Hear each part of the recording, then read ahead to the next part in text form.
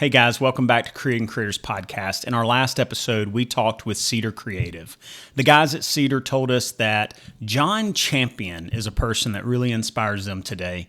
And in this episode, we get to sit down with Jon and talk to him about his company, Champion Lighting and Grip. It's a Birmingham-based company that focuses on film and commercial productions.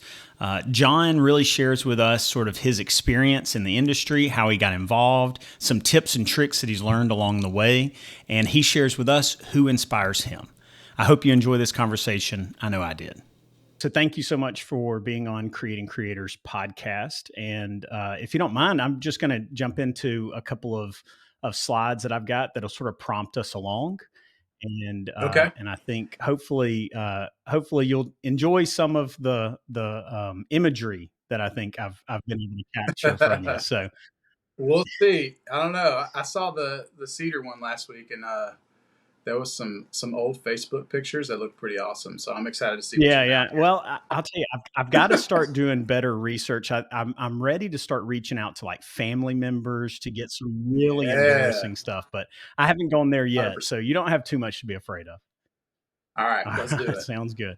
All right, so first of all, Yeah. let's go ahead and start off with just who is Jon Yeah. Champion? Yeah. Well, I am currently a husband and a father. I have two little kids. I'm married. Been married for almost 10 years. Live in Birmingham, Alabama, and I'm a gaffer by trade. So I do lighting professionally on TV sets, commercial sets, movies, all sorts of stuff.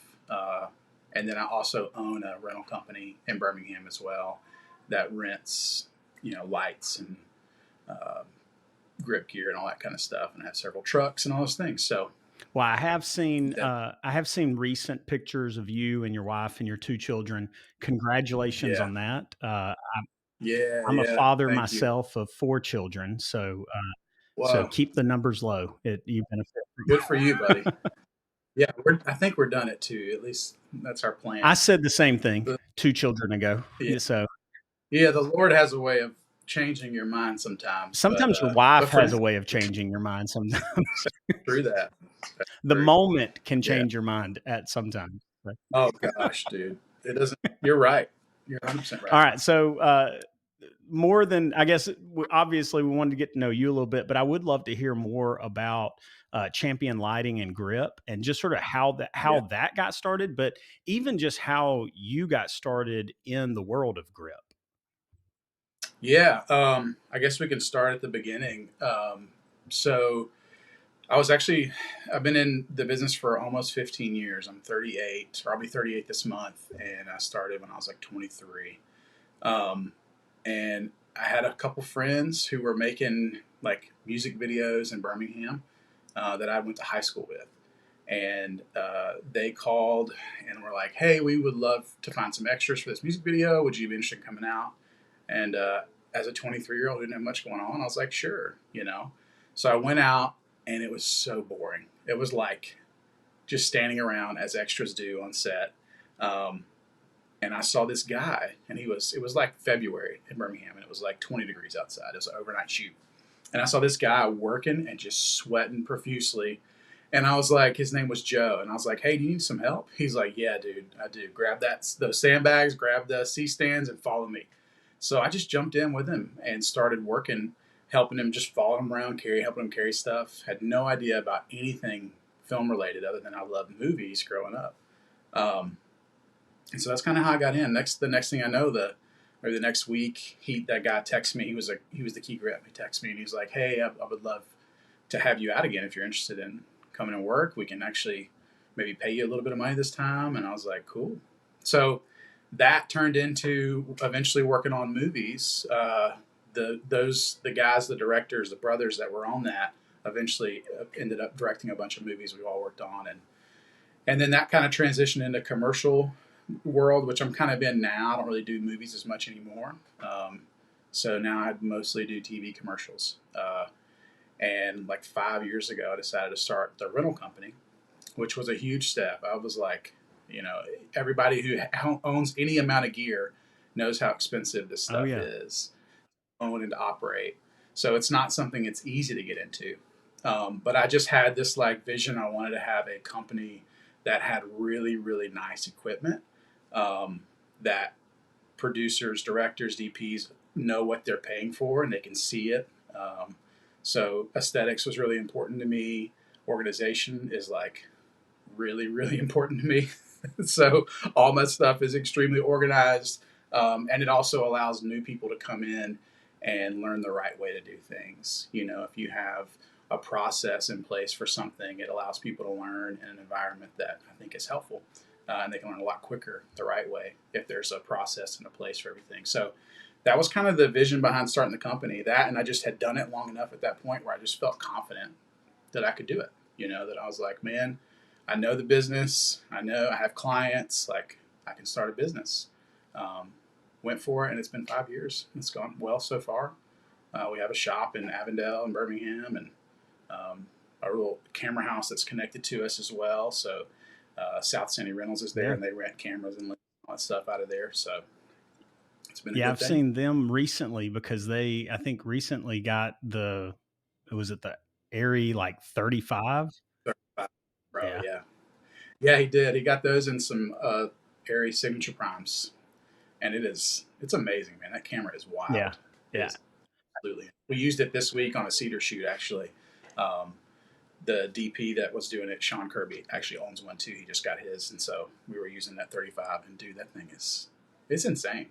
Like, the ability to hold highlights is wild to Well, me. the level at which those cameras are is stuff that still is intimidating to me. I mean, I just Yeah, recently upgraded to the FX3. So for yeah, me, yeah, yeah, that's sort of the world I live in. And for the longest, I was shooting with the A7 III. That's sort of where I started yeah, at. And yeah, so definitely getting in those arenas, or even getting in the lighting that you're talking about, seems really intimidating to me. I mean, I'm sitting in front of yeah, an Aperture 120D, and we use yeah, Amarans and Aperture lighting usually, yeah, a couple of Pavo yeah, tubes kind of stuff. But usually the type of brands that I'm talking about, at least from what I understand, are usually entry level. What would you say the yeah. big difference is that you see? I mean, you mentioned a little bit with the cameras, but what about with the grip kind of stuff that you're using and gaffing? Like, what, Yeah. and maybe even just define those terms for us a little bit if people aren't aware Sure. of those. But like, what difference do you really see in the quality of the actual products themselves that you're using, the gear? Yeah. So the biggest thing is longevity and durability. I think that's, and that's with anything in any trade, right? You make an investment in tools that are of higher quality. They're going to last longer. They're going to perform better, and that's true in the film industry as well, right? Like, if you're the only person using them and you take super good care of it and you're careful and you don't run them too hot and all those kind of things, then you can make like the cheaper brands work for you for a long time. But if you're in the rental business where all sorts of people are using your stuff, and there's a bit of a um, just expectation of having the nicer thing, whatever it is, Right. right? Um, It'd be the difference between like a contractor showing up at your house with a bunch of Ryobi stuff that he got at like Walmart or Home Depot, or he's going to use like Milwaukee or a higher brand, right? Like, it's kind of that. Like, both of them work. Both of them will drive a screw into a 2x4. Like, it's going to happen. It's going to work, but one's going to last longer, and aesthetically, it's going to be more. It's going to be better. But I think that's the big thing is durability. Like, what I look for now with fixed, like lighting specifically, are CRMX, wireless CRMX, because I use everything that I try to use now is all wirelessly done through Blackout, which is a wireless DMX app. It's kind of like a board at your fingertips that connects, universally to any light that has wireless DMX. And then IP ratings that it can be out in the rain and the weather, and kind of shifting even into full color stuff too. So that's kind of the big three that you're going to start seeing, like all these lights, they're all moving in that direction. So if you can get one that has all that, you're kind of future proof for a few years at least. I can imagine, But especially you never know where you're going to be shooting. You never know if you're going to be suddenly in the pouring down rain, or and the kind of gear you're setting up. It's not like you can quickly grab it and go. You've got to. right, It takes a while to set it up. It takes a while to break it down. It's going to get wet if it starts yeah, raining. Yes. Yeah. Yeah. And honestly, the same is true with grip equipment stuff. Like I use specific brand stands and all those things because of the longevity, like the other ones work fine, but it's just if you want to get 10, 12, 20 years out of something, especially grip equipment, if it's taken care of well and it's good quality, you will. So, I've always heard in regards to just tripods, like invest in a good yeah. tripod because that's Yeah. something that 20 years down the road, you're still going to be using that good tripod. Yeah. But if you buy a cheap Yes. tripod, you're going to be fighting against it all the time, and it's not going to give you Yes. all the utilization in the moment. But even 20 years down the road, it's Right. going to be in a landfill somewhere. Yeah. No, I mean, dude, we've all been on set. Like, I at least have been on a bunch of sets where you're using some really old stands, like an old C stand, and it's just a crappy little C stand that's been around too long. And there's nothing worse than setting something on it and it just like, it falls, and you're like, I don't know what to do if the equipment doesn't work for you in the way it's designed to work, then it's useless. So having like that was kind of one of the things that inspired me to start the company too. Is just like, man, I want to have Birmingham deserves better. It deserves some a great rental house that takes care of their stuff. And we didn't really have a rental house at the time. It's just been owner operators for years. So um, yeah, that was part of it. Well, and speaking of Birmingham, I've seen at least, in the world that I live in and the social media that I sort of follow, I have seen a big sort of growing trend in the commercial and film industry in Birmingham, especially I think a lot of people that are sort of pushing the film industry. Do you see it as one of those people in it? Like, are you seeing that growth? Are you feeling that sort of push towards that, or has that always been there and just people like me just weren't necessarily seeing it yet? Yeah, I don't know. I do feel like it has grown for sure. But I don't know really what it was like in the '90s and even the early 2000s in Birmingham because I wasn't in the industry then. But you, there has definitely been a huge insurgent of like new creators, right? Like the new age of filmmaking is like with the digital age has changed everything, and that's happened in the past 15 years. So since I've come on, I remember some of the first shoots I did were like on some of the first digital cameras that were out, right? So like when Red released their Red One, like that was the newest, coolest thing that anyone had ever seen, and I think Panasonic is what we're using for that. Um, so that has definitely there's been a huge influx of people because it's more accessible, you know. So I think with that has come definitely a lot more creators, people trying to tell stories because it's more affordable to do that nowadays than it used to be. I can see that, definitely. Well, back to the slides. Let me go ahead and address this Yeah. this van, man. I love the look. Okay. I love your logo, Yeah. like just I guess the circle with the Yeah. almost like a hat kind of look to it. What is the logo? What does it Yeah. mean? What does it reference? Sure. So on a electrical diagram, that is the symbol for lamp or fixture. So I was looking for logos. Like if you're looking at a diagram of any kind of electrical layout, if there's a lamp or fixture there, that'll be that logo. Um, and I saw that, and I'm like, that's super clean. It's subtle. It's not in your face. Originally, it didn't have the little wings that go off, and it was just a circle. And somebody was like, "Oh, cool, you're a Pokemon fan," and I'm like, "What?" And I have no, I didn't ever, I didn't grow up or know about Pokemon much. I was like, that wasn't what I was going for. So then I changed it to that. Yeah, my That's son kind of stuff. probably would have seen a Pokemon in that, but I did not. Yeah, yeah, I didn't yeah, know, to be honest. I mean, I see a little bit of a bald guy in it, so I just didn't know if there yeah. was like Fits, like dude. a self-reflection kind of thing, maybe. I can see Yeah, that yeah, totally, maybe. totally. Maybe Yeah. No, no, no, no. Um, subconscious. but your website, man, I love the sort of layout of it. I do love that photo is just a great photo. I love the black on black kind of Yeah, use with your logo, especially. I guess your van has like a matte finish, and the logo has a glossy.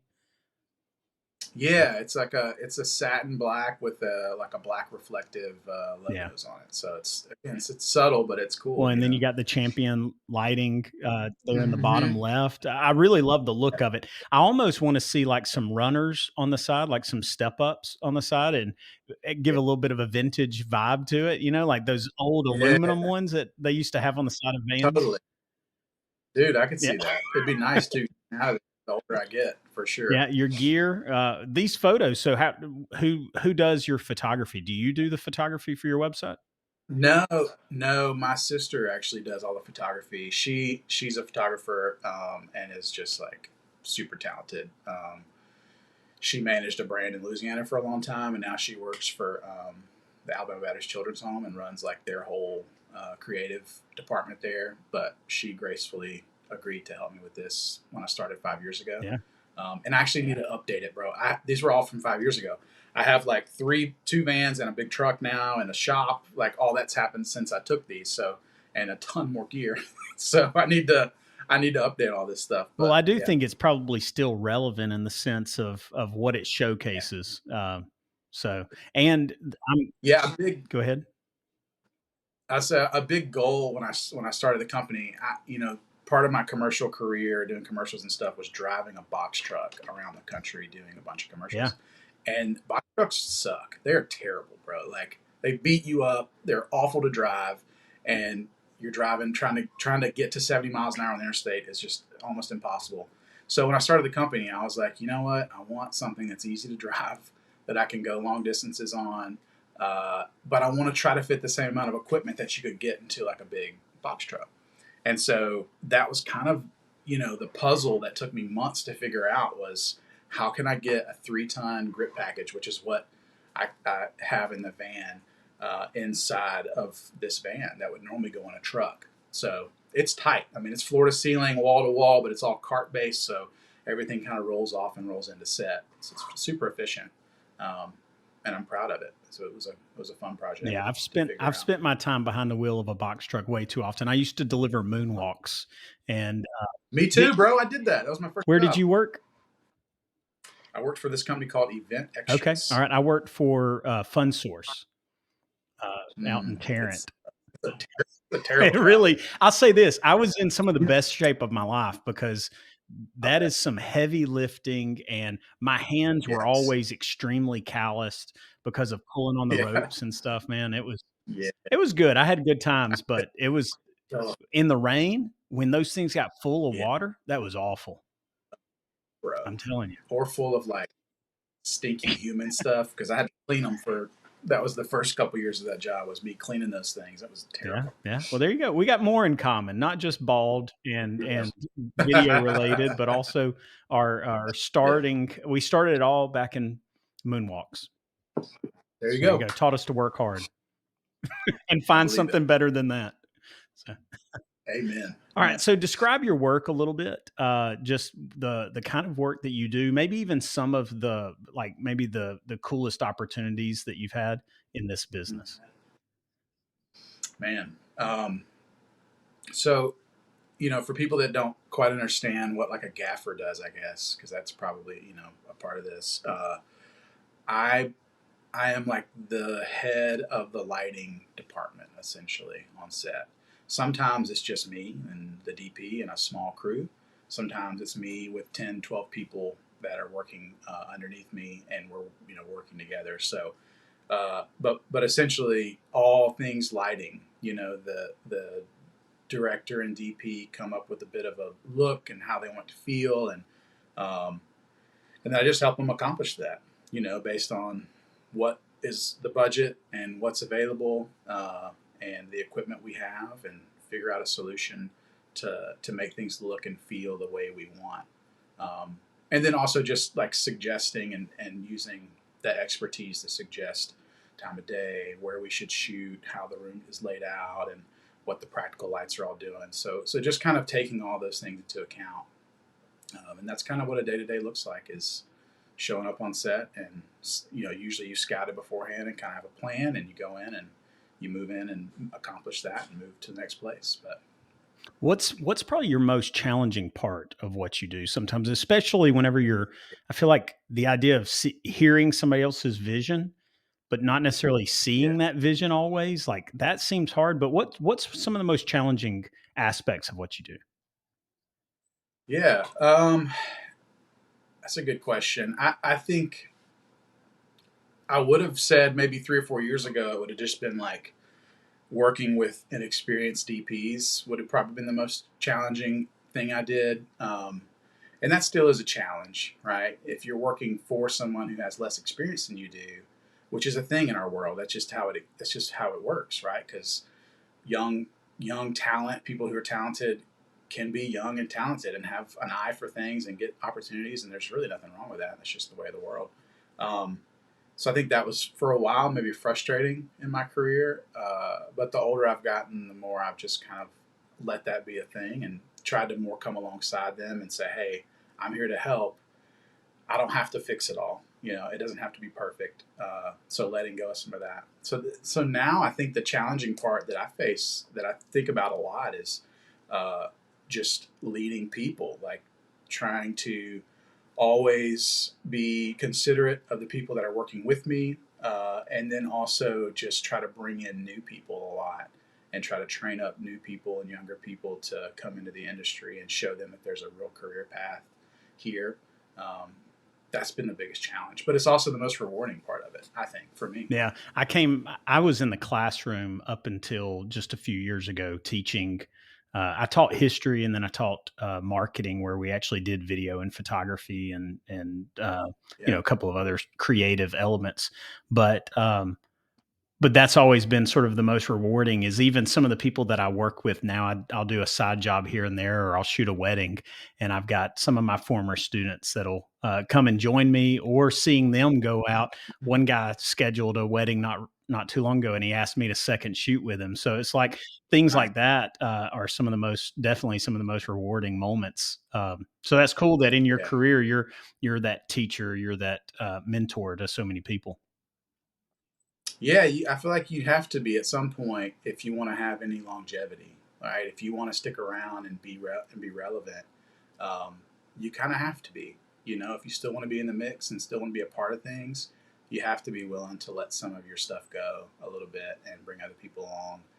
And it's just really fun. You actually learn that, like, oh, there's people that are more talented than me. Maybe they just don't have the experience I have. And there's nothing wrong with that. And I think the thing that scares most people is they feel like, and I've talked to a lot of people in this industry that are afraid to do this because they're afraid they're going to train their competition and they're going to lose out on work. And to an extent, that's true, right? Like, if I train someone for years and years and they become very good at what they do, they might want to do their own thing at some point, and that's a part of it. But I would rather do that than work alone and people not want to work with I me. agree. So I would rather collaborate and work with people, even if that means at some point that we're not going to work together as much because they could eventually be a competition or whatever. And I also believe that it elevates everyone's work. So competition makes people better. One of the earlier episodes of this, I had a guest, and he talked about something similar, that it's not about competitions, it's actually about relationships. That if you're fighting for an opportunity, you're probably not going to get it. But if you commit to focus on relationships, opportunities will come. Like work Yeah, comes through those relationships more often than competing and beating out somebody for that opportunity. 100%. Yeah, it absolutely does. I think some of the best opportunities I've got in this industry um, have just come because of relationships I've had, and a lot of them were even earlier in my career before I would even say I'm as like skilled as I am now. Just opportunities come at times that we can't predict, and that's just how the world works. And um, if you're at a place to say yes to an opportunity, then you probably will find some success. Yeah. You mentioned earlier about like trying to tell yourself that, hey, it doesn't have to be perfect. I- Is Yeah, it surprising to you, or has it ever been surprising to you, or maybe I'm wrong on this, but it seems like there's a lot more imperfection in films than most people realize. You know what I mean? Like most of the time, you think of a movie and you're like, oh man, they agonized over every single frame of that film or that commercial to make sure that every single element is perfect. Like Yeah. everything's in place, Yeah. every light is Right. perfectly placed. Do you No. see a lot of imperfections? Even, I mean, obviously, in sometimes in your own work, but also in the work of others, or just in the industry in general. I don't really notice a ton of. I feel like I have a pretty simple eye, and I don't mean that in a negative way. But when I started out in the industry, I remember there were people I would work under who were so focused on little details in the frame, like extremely, like all these little things. And most of it was background stuff and things that didn't really matter. Um, and I just remember thinking, like, why does that matter? Like, we're looking at this person. Like, let's figure out a way to make them look the best that they can, and that way that makes sense in the scene. So I think, and I've worked a ton with one DP in particular that kind of shares this same view of like, make the main thing the main thing, and draw there. There's a reason you want to see what you want the audience to see for a reason, right? And it should make sense. Um, and sometimes that means simplifying your eye a little bit and not letting yourself get distracted by all the little things that are imperfect, because that exists everywhere. Like you can't control the variables, especially with location shooting. You Yeah. know. And I think most of the time nowadays, there's people value the imperfection. I mean, like there's beauty in the imperfection and so much stuff. So, Yeah, I mean, the trend has been all this gritty stuff that people are shooting yeah. now, right? That's cool and gritty and stuff, and yeah. And even if it's not gritty, we shoot perfection and then make it gritty. So That's right. That's right. Yeah. our cameras and our lenses are too perfect, and then we try to like That's fix right. that. So, Absolutely. Yeah. all Yeah. right, It's more there's interesting. a couple of actual videos that I want to talk about. This one in Okay. particular, and I don't. This has been a little while back, and definitely there's probably other ones that maybe for you might resonate more. But talk about this and correct. Tell me if I'm wrong on this. You did light this scene, right? Is that correct? Yeah. And Oh and yeah. did you did a For lot sure. with this even on the court and in other locations? I think Hmm. y'all did a lot out in the community of UA or around Birmingham with this. Yes. Um, Yes. For sure. and obviously you do more than just the lighting. You said you do the grip. So oftentimes you're doing like even what the how the camera is mounted and things like that. Is that correct? Yeah. I mean, I came up as a grip. I don't work as much as like a key grip anymore, but we work kind of hand in hand with whoever the grips are to kind of accomplish the same stuff. And I rent all that equipment, so I obviously know how it all works and how it all goes together and all that stuff. But yeah, this particular spot was for UAB basketball, um, and I think we kind of had to pivot last minute to this scene, to this like concession stand scene, if I remember right, maybe the day before or something. Um, and this is like Keenan Thompson's Oh, brother from, really? yeah, He has such a yeah, great and voice, especially there at the he end. was awesome. Yeah, dude, it was cool. Um, that the guys that do all this is Champ Creative, who we actually aren't relate. We don't have any relation. Sam Miller owns Champ Creative here in Birmingham, and they do a bunch of UAB stuff, as well as like community stuff and nonprofit work. And then Steven Stinson and Logan Dillard were the director DP combo on this one, and I've done tons of work with them over the years, mostly for UAB. Well, But it was super. talk about this specific scene here that we Yeah. have sort of in this. You said what was the guy's name again?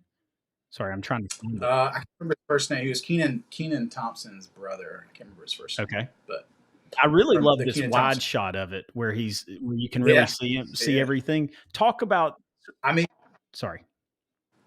no. Go ahead. Ask your question. Well, You're good. talk about sort of the aesthetics that y'all were going for here, and then sort of maybe even are there little things that people don't even see in this scene that sort of make it pop?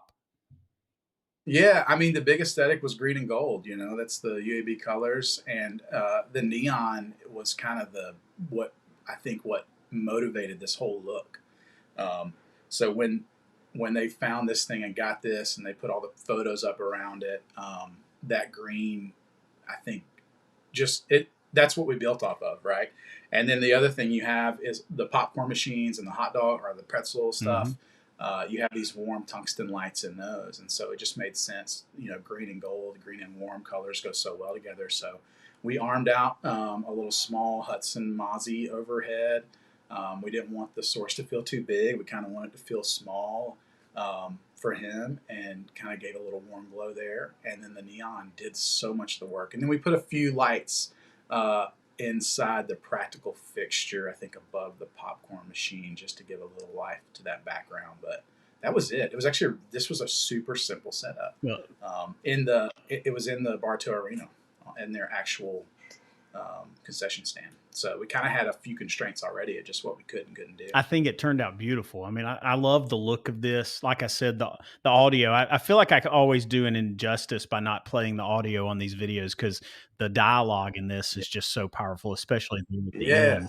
Yes. But the look, I think, really grounds it. And I do love that idea of like green and gold. I'm unfortunately I'm not smart enough to like immediately key in on that. That hey, that's the colors of UAB, Yeah. but I do. I mean, once you say it, you can't not see it. Yeah.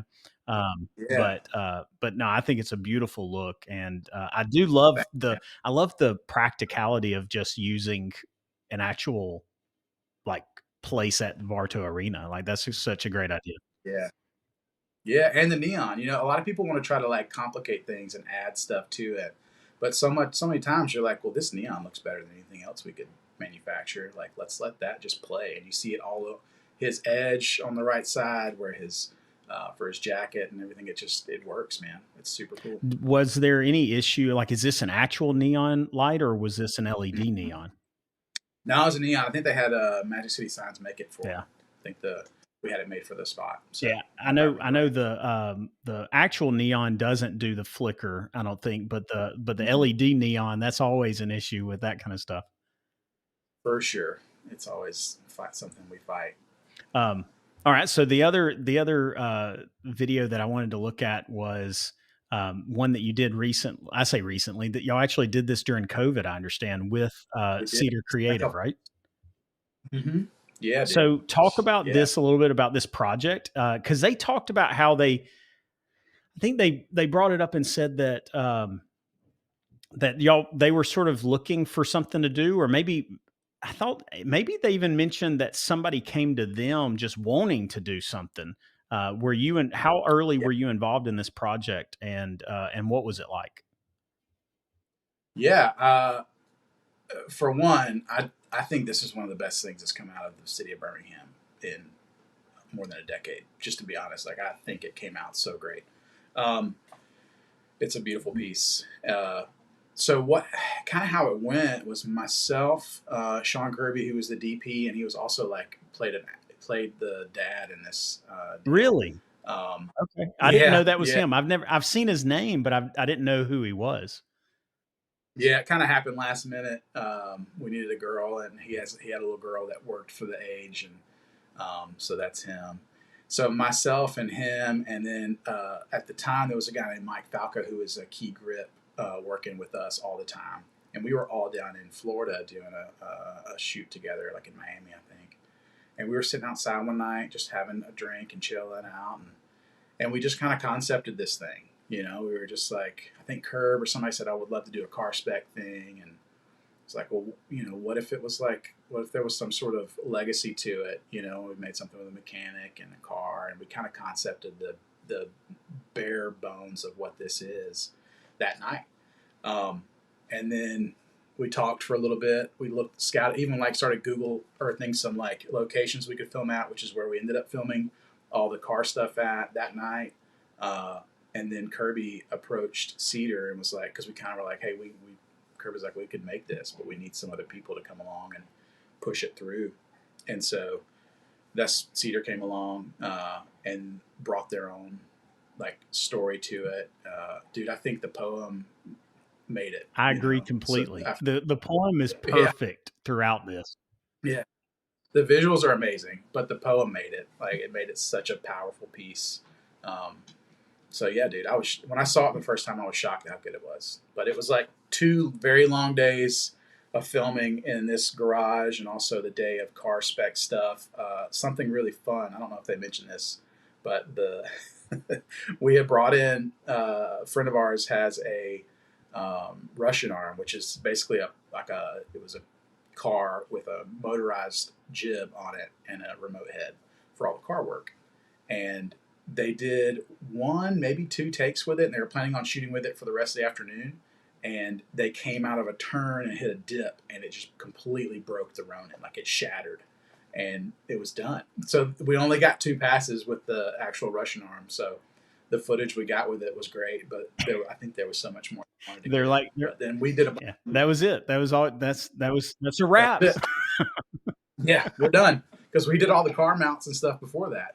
So Kirby, the DP, is like in love with a car mount and will put a camera on a car any chance he gets. So we put that camera in all sorts of weird places in the car and got all those abstract car stuff with that. I It was loved fun. the sort of at the end whenever, well, you see it all throughout, but especially at the end whenever she's driving through that looks like a rock quarry or something, Yeah, and how yeah, she's sort of spinning, and then that slow motion moment is just so yeah. powerful whenever she looks over and sees her dad there. Like I told Cedar, I was telling them like just how beautiful and powerful that story was, and of course that's sort of, at least in my talking with them, that was sort of that's what they do. They're story writers or storytellers. Yeah, um, but totally. tell me a little bit about this scene specifically, or even just some of the lighting kind of stuff. Was this scene something that you were involved in as far as the lighting of, Hmm. and how Yeah, much of this is just like you just turn on the lights that are there, and how much of it do you just turn everything off and plug your stuff in? yeah. Most of this stuff in this mechanic shop was all practically lit with what was there. That was some overhead fluorescents, I believe, if I remember right, that were there, and we just selectively turned certain ones off. Um, that place was amazing. That place was like all the stuff in there was everywhere you looked. It was incredible. So there were old practical lights everywhere, fluorescents, things like that that you could just control by turning some off and taking some bulbs out. There was like only a couple places where we really lit stuff in this specific location. There was a really orangish red scene where she's throwing the jacket on, Yeah. and that was like a heater that was doing that naturally, but we needed more, so we amplified that up. And then there was a scene where the lights kind of flicker on and off, and we did that with our stuff, and when she kind of feels her ghost of her dad or whatever for the first time. So a couple things, but we really didn't do a ton of lighting Was in this this. a like a Um, underlit? Was this, I mean, was this a light down in that engine well? it was, and I can't remember if that was one of ours or if that was just one of the mechanic work lights that was in there. I mean, we again like people obsess so much over gear and equipment, but sometimes it is just like use what makes sense. Like if you have a mechanic light there, yeah, it's okay that the color's off. It's motivated by a real thing. So same with fluorescence. You said that this was one of the most beautiful things. I think you said one of the greatest things that's come out of Alabama in a while. I What think so. makes Yeah. you say that about this specifically? I mean, I think so much of the commercial world stuff, and this is no shade on people that do stuff, but so much of it's just fluff. It's not that interesting to watch. And this is just really powerful and moving. You watch it, and everything works. That's the one. That red Yeah. scene was just really that was a cool scene. But everything about it, from uh, the visuals to the poem, the VO, like all of it was just so good. Um, and I think it resonates even for people who aren't car people, but everybody has a dad. Whether that was a good or bad thing, there's both. You kind of feel a little bit of both here. Yeah. So that was cool. Hey, this was actually one of the first things I ever saw from Cedar Creative. Like it came up.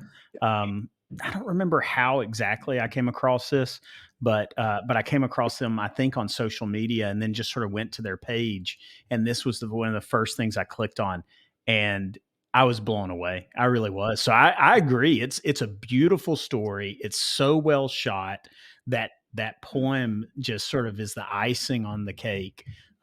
It For really is a sure. great piece. So this is coming up to that part with the rock quarry and her dad sitting next to her. Yeah, It's a powerful moment. dude. Say that again. That part where that happens, we we were trying to obscure Kirby, who was her dad, and make him look like he wasn't necessarily there, and have some way that we could like cut to where he was there and Right. wasn't there, and we didn't have perfection like that. So we were hoping her hair would kind of blow and block some of that, and it wasn't. So I was like, well, we have a leaf blower, so we rigged up a leaf blower in the back and like we're blowing it onto her hair in that scene, just to obscure him a little bit, and it worked. It was That's cool. awesome. The little things, man. It's the little things.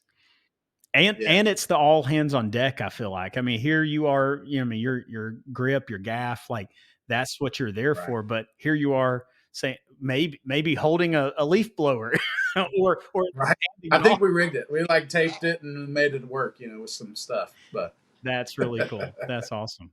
it was, Well, yeah. I really admire that work, and Thank I you. admire the fact that here you are with a 3-ton truck at your disposal, and you go in with using a just whatever is available in the shop, because so Yeah, many times I think we want to overdo things, so I think that's yeah, cool that you've got the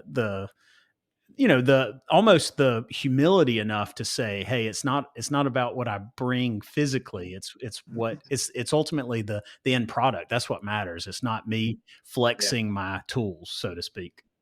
Right, right. Sometimes the best tool for the job is what's already there. Whether that's the sun or um, a lamp or any other kind of practical fixture that you can use. So sometimes it's not. Sometimes it doesn't work at all, and you need stuff. Yeah. But When I think the I was asking you earlier about the idea of the difference that gear makes, yeah, specifically like the higher end gear, but at the same yeah, time, I think a person with the skills and experience, like somebody like you, it doesn't matter what the gear is. It could be just simply the shop there with whatever lights are available. It could be. I remember the first time I ever learned 3-point lighting with a group of students. We had one of those like can shop lights, like the clamp, and we had oh yeah, 2 lamps that I brought from home. Now, I'm not saying I was one of sure, those that had that experience, but I'm saying somebody that has the experience and knowledge, even with something like that, can create a beautiful scene. yeah. So much of it, man, is production design. And I think that's the part of it where people often wonder, like, oh, how did this feel and look so good? And you're like, well, we filmed in a alternator mechanic shop that's been there for like 80 years or something crazy. And you just can't go recreate that on a stage or in just a regular old mechanic shop. It won't look the same. It won't feel the same. Um, so much of what makes something beautiful and people connect with is production Yeah. design, and a big part of that is practical lighting inside the production design. So um, that's not every job, but if you're trying to tell a story, it goes such a long way, and it makes our job so much easier if there already is like built-in fixtures and things that we can build off of and use. And maybe we'll replace them for special effects or something specific we want to accomplish, but sometimes we don't. Sometimes we just leave it as is, and it's Yeah. great. I mean, I can learn a lot from that just in my own personal use Yeah, of things. Um, okay, yeah, so most important fact you've learned about lighting, and we've sort of already covered this a little bit, but and does gear matter? But talk about sort of like yeah, with your experience. Which let me go ahead and mention these photos are beautiful. I especially love the with all the C stands there lined up. I can see sort of your eye for yeah, attention, your yeah, organization, and even the way the van has the racks on top. I think there's so much aesthetic beauty to sort of the work you do. So props on that. yeah. Um, but Thank you. talk about sort of like what's some of those most important facts or just lessons that you learned about lighting or about just gear in general. Yeah, I think when it comes to lighting, I think if you start paying attention to details in everyday life, you'll start noticing because there's lighting everywhere. Everywhere you go, we have lights that are illuminating things, and there's light and shadow pretty much everywhere. And I think the most important thing is just to start to see it and dissect it a little bit. If you see something that you think is beautiful to your eye, pay attention as to what's going on, right? And look around the room, look around, um, the outside wherever you are, and take note of what it is that's making it this way, from a lighting perspective, but also from the surroundings, like what's there, what color are the walls, what's happening with the ambient light in the room. And then when you take that practically into set, the biggest factor is always going to be what are your limitations, right? Where is the sun? What is it doing? What are the practical lights that exist? Where are the windows? What time of day are we filming this? Because all those are the variables that you can't control. And I think so many people watch videos on how to light, and they're watching things in a controlled environment most of the time, and they take that practically onto a set, and it often fails, and they're like, what did I do wrong? It didn't work like it worked for this person. uh, and it's just learning those variables and going, all right. And that's just experience, I think, time and experience, but even like writing things down and saying, this was cool. I was at a coffee shop and I saw this, and because there was a car parked outside the thing, and the light was hitting the windshield of the car, and it was shining back in and creating this really cool reflection on the back of the wall, and that was hitting this person. And you just kind of start taking notice of what the world does, and I think it can help a ton. Yeah, I used to driving to work all the time when I worked at the last high school that I worked at. I would drive down this road where early in the morning you'd have this fog, this low lying Mm-hmm. fog, just in this wooded area, and then you would see the sunlight coming through the trees, and just the way that it created the rays and everything. It's one of those things. It's like once you, I think, even step a toe into the world of lighting, it's like you can't help but notice just naturally how light reacts to an Yeah. environment, how a little bit of diffusion or a little bit of like atmospheric fog can really just transform the feel of a Oh, location. yeah. Yeah. And then I guess second question: does gear matter? 100% gear matters. That's what I do for a living. Yeah, Gear is really you're important. renting. You make money renting. Yes, gear Yeah, matters, and call the number. that's right. That's right. No, it does, man. I think you know a technician is worthless without their tools, and even on a set where, and I've seen, and been on sets where they said, hey, we're not bringing any lights. We're doing this, with no lighting. And you've seen even big movies that have said minimal to no lighting. Um, what they don't tell you is if you're going to commit to that, that means you're going to use a ton of grip gear. You're going to use a lot of grip gear to control and shape light. Because often you can get away with not using a ton of grip gear if you're using lights, because you're creating shape with the light naturally. If you're exposing one side of the face more with a light, you're naturally going to get fall off and shape on the other side of the face or the other side of the scene naturally. But if you don't use lights, you're using natural light, you just have to use a ton of grip stuff. So gear really, really does matter. Um, and the grips are always the heroes on any set because they can do everything. What's probably the biggest gear other than light that you use? Um, a floppy, a 4x4 black Yeah. floppy. I think that's like, on a C stand. That's the that gets used everywhere, no matter So what. instead of adding light, you're trying to take it away usually with those kind of things, or Yeah, block it. yeah. Taken away. I mean, I think people are sometimes often afraid to take light away because they think they need more. But dude, like, just learn how to shape light.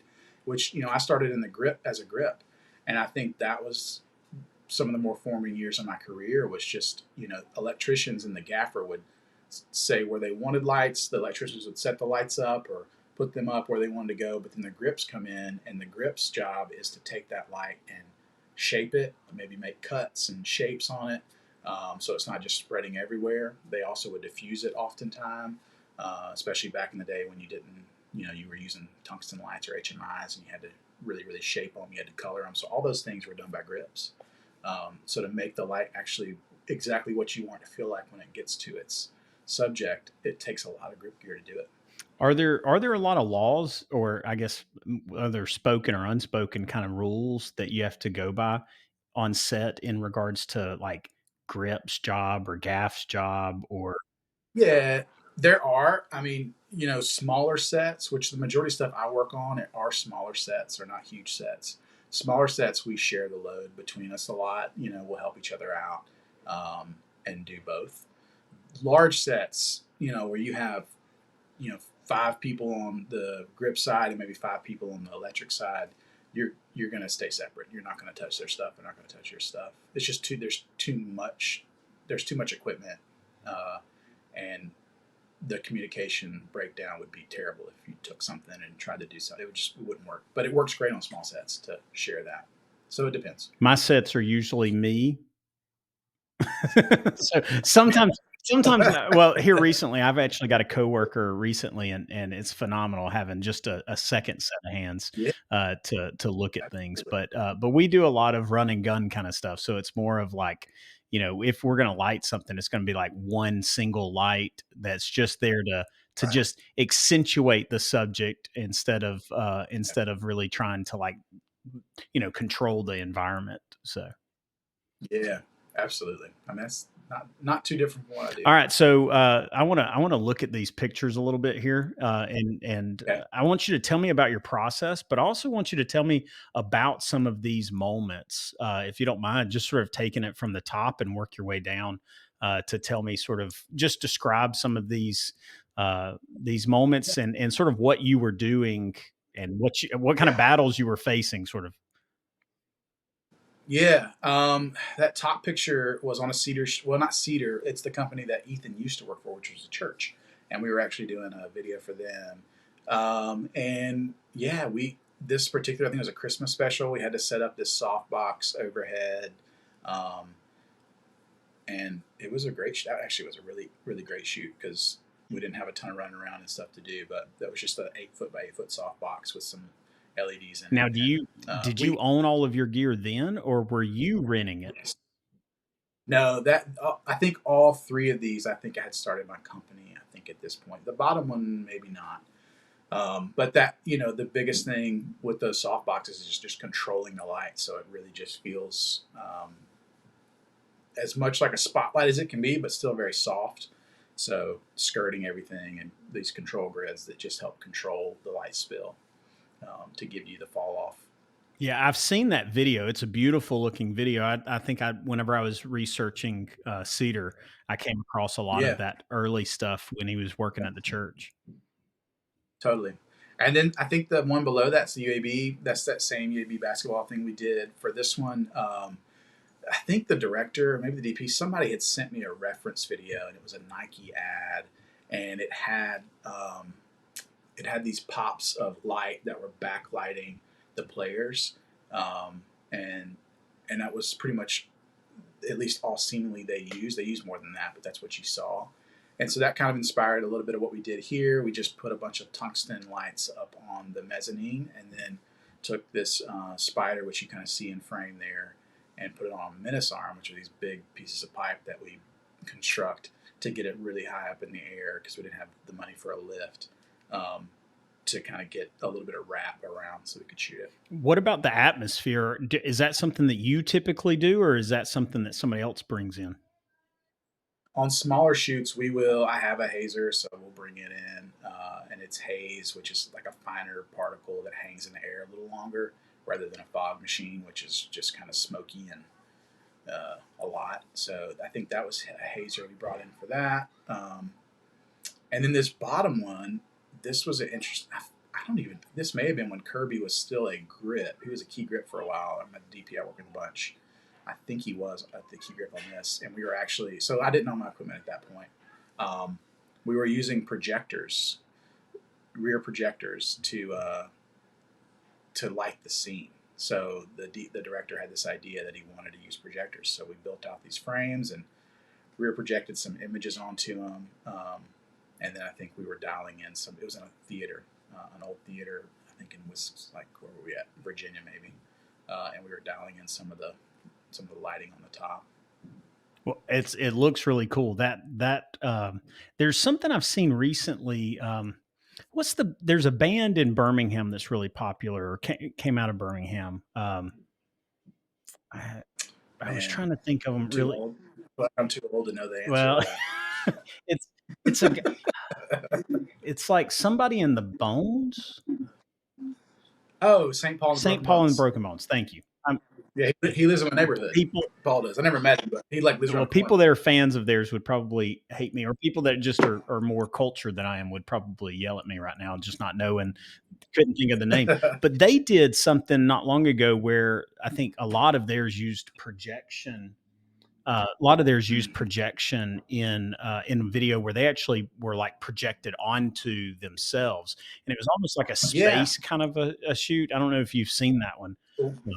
I Okay, haven't. that's No. actually what I almost thought this was initially whenever I first looked at it, Ah, because it has a yeah. similar kind of projection on it. But you're saying this was rear projected with this. Is the rear projection Yeah. like the bottom part where it's like the looks like galaxies? Yes. That's right. And then the top was an existing like painting that was already in this theater in Virginia, this old Okay. theater. So it was like they were trying to, I don't know, it was a weird idea that we were trying to kind of accomplish, and the subject was in the midst of all that. So the screens were at a V, and the subject was kind of in the middle of the V. So we were using the projection to light them practically as Do you well. ever not get to see the final product, or do you always Yeah, look? dude, all the time. I hardly ever see it, especially in the commercial world. I'm like, where did they put this? I don't even know where it ended up. Yeah. That's got to be a Uh, little frustrating at times to not get to see what it ultimately turned out as, but ultimately you got paid, so that's what really matters. that yeah, that is like 75% of the reason we do it is to make a. I get that. Okay, so as far as your process goes, and I know I want to be conscious of your time, and I know we've already been on here a good little while. So, but just just for the sake of hearing some of it, and I know I've already heard a good bit of it already. But is there any key element to your process that you're like, this is a must, and this maybe even something you've learned over the years that you're like, once I started doing this in my process, it made everything so much easier. Yeah. I think those initial conversations with the director of photography or the director or the producer, whoever you're kind of in contact with initially for a project, learning to navigate those conversations really well and ask the right questions saves so much time. Specifically, budget questions, manpower, which is like how many people are on my crew, and just getting an idea early on what the project is going to be. They may not have all the details worked out yet of creative stuff, but at least knowing like you guys have a number in your head, like what is that? What does that mean? And oftentimes that dictates what we can accomplish as far as equipment goes and people and all that kind of stuff. So I think that's a big part of the process that's just helped me a ton is just navigate those things, not in a way that comes off as like rude, but just you know trying to help each other out. Um, and then as far as lighting goes, man, it clicked for me when I started understanding that it's 99% about backlight and not about a key or a fill. And once that kind of clicked, and I could go, the goal in most scenes is to find out where we could get light that comes from like back here to then naturally feel like it's wrapping. It just was like, oh, that's what we're doing. Not all the time, but that's like any interesting, beautiful frame that's happening, and then figuring out where you can practically motivate light from. Where are the windows? Where are the fixtures in the frame? It doesn't mean you have to exclusively use those things only, but that's what you build off of. And you kind of build your lighting off that. Well, there's a I know there's a upcoming question. Yeah, this one right here. So I was going to ask, like, what tips would you have for this guy? This was the Yeah. earliest picture I found of you, and or at least the most like awkward one I Uh, could find of you. So Great. two things. Tell me about this picture and why it is you're holding Yeah. Bambi. And Yeah. secondly, sort of maybe just sort of go further with what you're saying, if that's what you would say to this guy. But what tips would you have for up and coming people, like people that maybe even people like me that just like I'm a one man show, or I show up and I've got like a couple of aperture lights, maybe some tube lights. I mean, like people that are working on a much smaller budget. Um, or even somebody that's wanting to get into what you're doing now full time, Mhm. what kind of advice would you have for those? But first, talk about Bambi here. Oh, dude, this was fun. So this little deer like showed up, or he was on the street. I was driving home one night, and he was like in the middle of the street, and I got out and was like this thing's laying in the middle of this road that's gonna get run over. So I picked the deer up, I take it home. I think I would have left it. Would be my advice. Leave the deer, because it turned into a whole thing. This little deer, the mom never came, like they told me the mom would, and I ended up having to take care of it for a few days until we could get it to like a rehabilitation facility or You sort of whatever. expected the mom to just show up at your house, knock on the door, and get the. Well, I called the people. They weren't open, and I called them, and somebody called me back. They said, "Listen, take the deer, put it back where you found it. The mom probably will come back to it." And I'm like, "Okay." So I did that, and this was probably a half a mile from my house. Then, like 3 hours later, that deer's outside my It house, came back to like you, making noise. Yes, Mama. came back to my house. And I was like, I guess I'm mom now. So I took the deer and we went and got some kitten milk at Walmart and gave him some milk, and had to wipe the deer's butt to get him to use the bathroom. Just some terrible, terrible stuff. But that was me It's with the deer. It's traumatizing. a great. You decided at this point you were not being a vet. No, no, definitely not. Far from it. But it's baby deer, man. That thing's probably 2 days old. Hey, and a So great story, take great memories, I would it imagine. is. It is. Traumatizing Yeah, it's slightly. fun. I think a big like advice that I try to give everybody, is just like work, like get in and work in the industry wherever you can fit in. Um, don't like don't try to fast track that by any amount of video or any other book or anything you're going to consume. There's just no replacing time on set. So I encourage people to try to jump on a movie, like get on some feature that's filming as a PA, or as a if they'll hire you as a very green grip, do that, and a lot of them will, So I think that's one of the best things that people can do, because what happens is when you get repetition of something day in and day out, you don't have to think about it anymore, right? Like nothing makes you feel more stupid on set than trying to open a C stand if you've never dealt with a C stand before, right? Like everyone's seen it. We've all been there where you're like, how in the world do I operate this weird thing that doesn't cross over into the real world at all?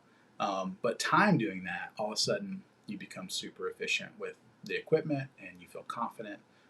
And the more confident you feel, is kind of the second bit of advice I would say to people is never, ever be afraid to say, I don't understand how to do this.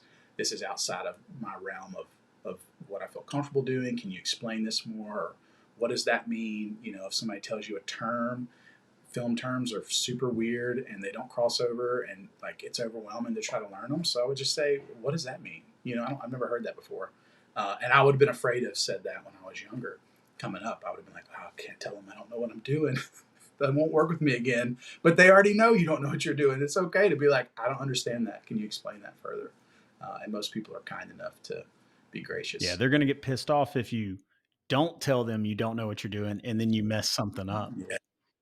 Yeah, yeah. Don't be afraid to ask questions. And I honestly feel like the older I've gotten, the more confident I've gotten to say, like, I don't understand this, or what are you trying to accomplish here, instead of filling in those with, like, maybe I'm going to guess what they might want. Um, it makes you better. Yeah. Yeah. All right, so I hope you don't mind me bringing up the Bambi picture. No, dude, I don't. It's a great story. All right, so what's next for Champion? What's next for what's Yeah. ahead for you?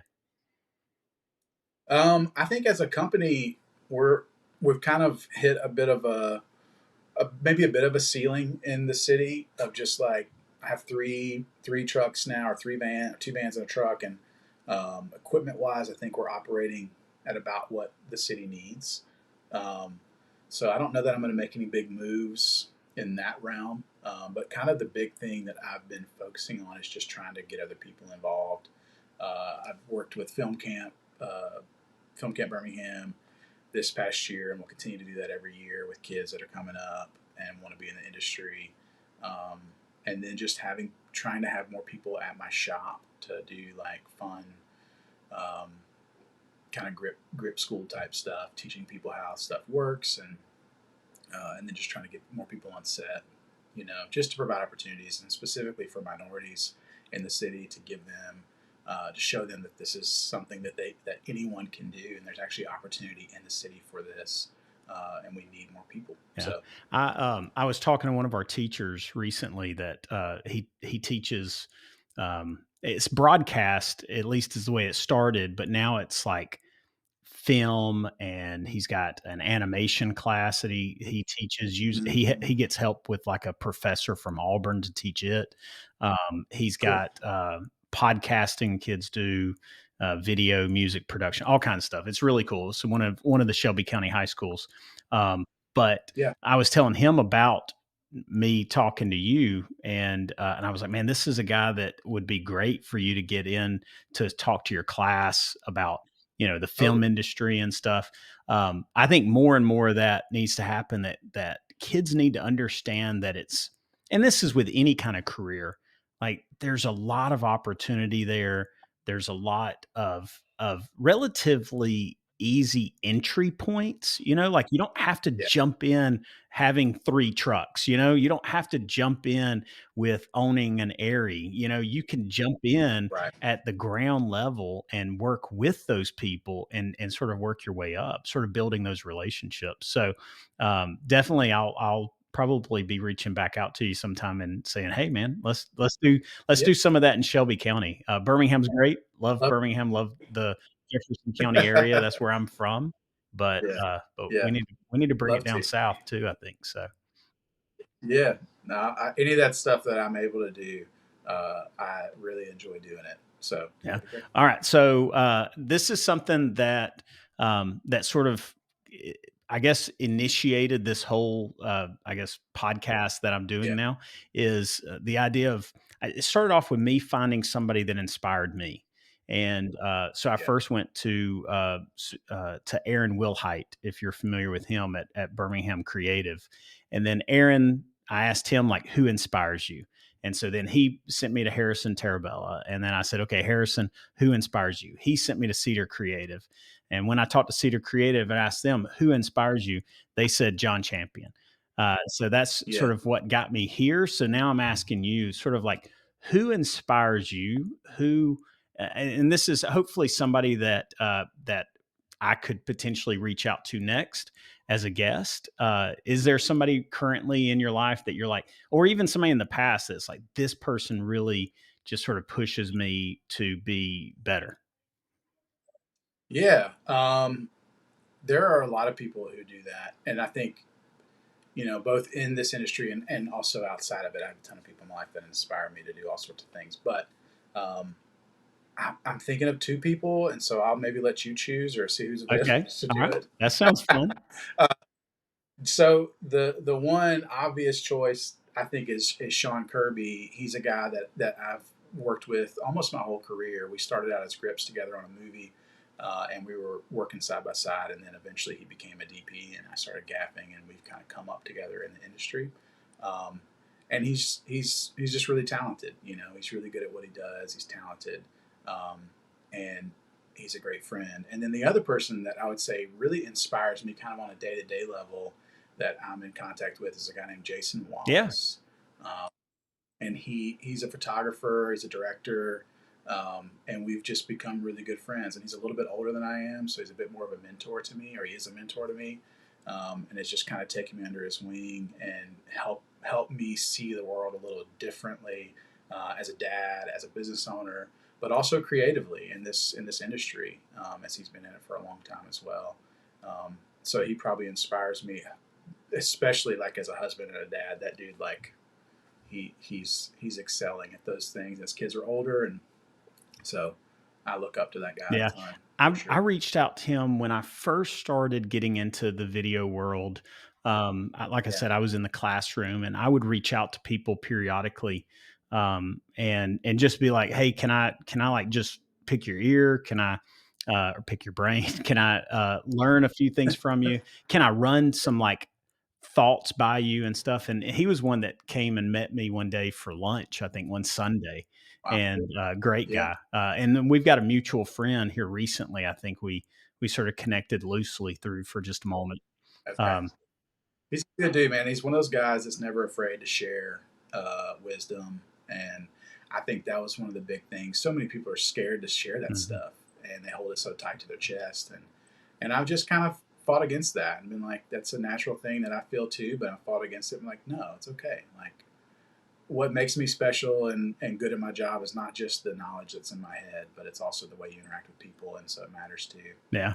Well, those are both 2 great people to reach out to, so I'm probably There gonna you go. try them Yeah, both maybe, and then we'll see. there you This go. may be where it Yeah. splits, and now I've got 2 roads in mind, and so hopefully I don't run into any Nice. dead ends. That's what I always worry. I'm like, "What happens if the next person doesn't answer?" You know? So it's like, I don't know. Or, dude, they send you to some really down some strange path that you never intended to go on, which Well, could and happen. I mean, Like, talk, even talking with you, it was definitely yeah, different because it was like, I was talking to videographers, I was talking to, like Cedar Creative being sort of more of a marketing videography, I guess production team, and then right, talking to somebody that focuses more on gaff and grip. It was like yeah, that sounds really great. Like I would love to learn from them and hear from them, especially just sort yeah, of like how do you get involved in that, and then just some of the life lessons you talked about has been great. yeah. So I really appreciate you joining me on this. I know it was probably sort of random, but Yeah, what? That's I cool. do It's all good, appreciate man. it. One last thing, this sort of bonus question, and I do have your family here, so beautiful family. Congratulations again Thank on all of that. But how do you you. Yeah, balance it all? I think this is something that we all sort of struggle with in any industry, but especially it seems like when the type of work you do can be early in the yeah, morning, late at night, it can be from sunup till past sundown for many days in a row, especially I know if you're yeah. doing like movie type stuff. How Right. has that been a struggle? And then how do you see how do you recommend to other people maybe that you found ways to like balance that out? Yeah, dude, that's a great question. I think this is one of the harder things that people navigate. A ton of my work has been travel. So, for years I would spend 10 to 12 days a month on the Mm. road, sometimes 15. Um, and that was like how I made my career, was traveling around the country and other parts of the world, even doing this stuff. So that was hard. And I don't do as much of that anymore. I still do some, but not as much anymore. Um, but how to balance that, um, you have to communicate really really well with your wife, or if you're a woman with your husband. It's just, it means the world, right? Like to know you're on the same team, and you're both working towards a goal, and that goal is, for us, it's this a business, but also primarily raising 2 kids, and how that looks. And when I'm away, she has to pick up the slack and do more than she would normally. And when I'm home, I try to do the opposite, right? And I think that's the other balance part of it, is when you're home, you really need to be present. Your time and your presence really matters. So minimizing distractions when you're at home, minimizing time on a computer or on a phone, as much as possible. This year specifically, I've tried to, if I do a lot of work from my phone, emails and such. But if my kids come up to me and want to talk, I just made a point to put it down completely, no matter what it is. If it's something silly, so what? Like, be there and listen to it and respond and talk, and give them whatever that is they need, and then you can move back to work after that. So I think those are 2 ways. And my wife is amazing. That's the other part of how you balance it. You just marry a great wife, who's in for it, and she's down. Yeah. So Yeah. I've yeah, been very fortunate. My wife and I, we celebrate 20 years this January, and we've got congrats. That's great. 16-year-old twins. We've got or almost 16-year-olds. They turn 16 next month. Woo, I know girls. wow, Yeah. dude, Yeah. stop. No, I don't even And then know. we've got 10-year-old boy and a 8-year-old girl, and all of them are about to age up here in the fall and winter. So, Yeah, but I agree completely. An amazing wife is number one, and I was very yeah, fortunate. she said yes to me at 16, and we've been together ever since. So yeah, Wow, dude, yeah, that's cool. and super fortunate that she is as amazing as she has been. Yeah. So, but I Yes. know balancing it with kids, man, it's one of those things. So many times I think I get distracted by work or those emails or phone calls or something, or even a podcast at times, that we get Yeah. Yeah. distracted by, and our kids are right in front of us, or you know trying to tell us a story or share something with us, or even just have a moment with you.